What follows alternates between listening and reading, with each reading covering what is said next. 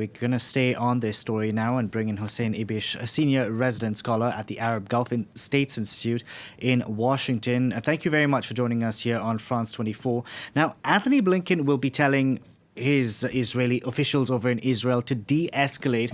Will they be willing to listen, given how we saw the raid in Jenin was handled last Thursday, and considering they need to appear tough, given the attack on outside the synagogue on Friday? So I think there are two levels to this. I think the answer is no. And the first question is, does Mr. Blinken, representing Mr. Biden, have much influence with Mr. Netanyahu? And the answer is no. Netanyahu identifies with Republicans, with former President Trump, and he does not have a good relationship with Democrats in general and with Mr. Biden in particular. But then even more, does Mr. Netanyahu really have control over the even more extreme ministers like Itamar Ben-Gvir and Smotrich and these other ultra-nationalists and in some cases ultra-religious annexationist fanatics who are stoking this violence and did so immediately after coming into office. Ben-Gvir, first thing he did, and he became a cabinet minister, was to run up to the Haram Sharif Temple Mount and do this very provocative thing that has had a history of creating problems. He just couldn't wait to do it. So I think the answer is no. The Americans don't have much leverage over Netanyahu, and Netanyahu doesn't have much leverage over his more extreme colleagues. Talking about who has leverage, because Blinken is also set to meet Palestinian officials. However, does Mahmoud Abbas have any authority left, given how little legitimacy he has amongst Palestinians? Yeah.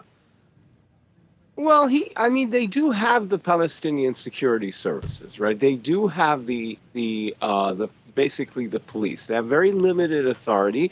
And as you saw from the Israeli raid in Jenin, which was one of the major things that kind of kicked off this upsurge in violence, the Israelis come and go and do what they want in the Palestinian so-called autonomous areas all the time anyway.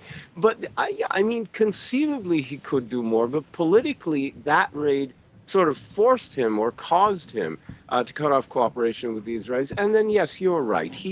There isn't much more he could do, I think, against these youths who are sort of unaffiliated, the Lions Den group and others that have very loose affiliations with any groups, including Palestinian Islamic Jihad and Hamas, and certainly any of his own factions. So, no, I think it's also very much outside of his control as well.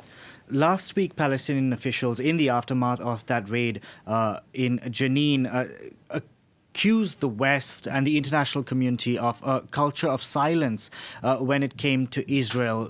Do you agree with that assessment? Do even the Arab world, we have seen this culture of silence when it comes to Israeli actions in the Palestinian territories? Is that because there is a bigger enemy for the likes of Saudi Arabia when it comes to Iran?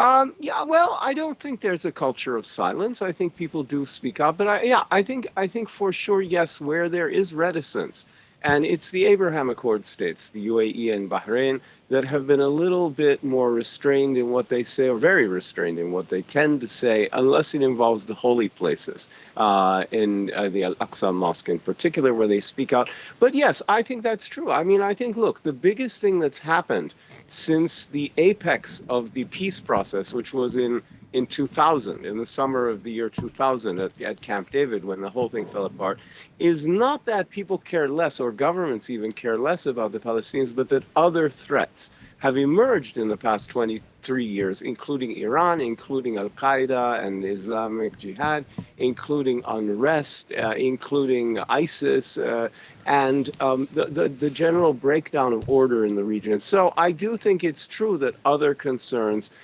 do top that. And there is a sense that Israel plays a very constructive role, particularly against Iran. So I do think that does hold some governments back, yes.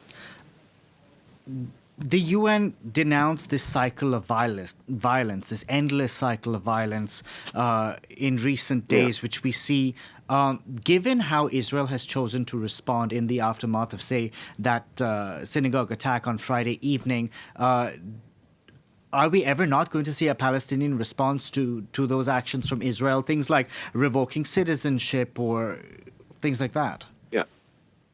No, I think it's inevitable. First of all, they're going to destroy the homes of people, including one of the people involved in one of these shootings was a 13-year-old Palestinian child. And what you're seeing is the emergence of a Palestinian generation that just doesn't remember the Second Intifada in the early 2000s. And that's really crucial here. But yeah, they'll destroy his family's home, they'll expel people, they'll do stuff like that.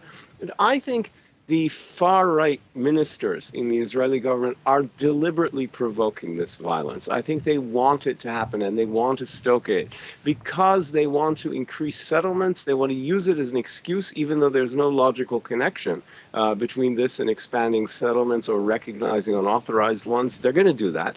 I think that in the long run, they're looking for an excuse to annex large chunks of the West Bank and expel Palestinians from the some or all of the annexed area, and do it all with a heavy heart as an unfortunate military necessity to protect Israeli settlers and blah, blah, blah. This is, I think, part of what is a pretty long-term vision for grabbing hold of much of the occupied territories in perpetuity.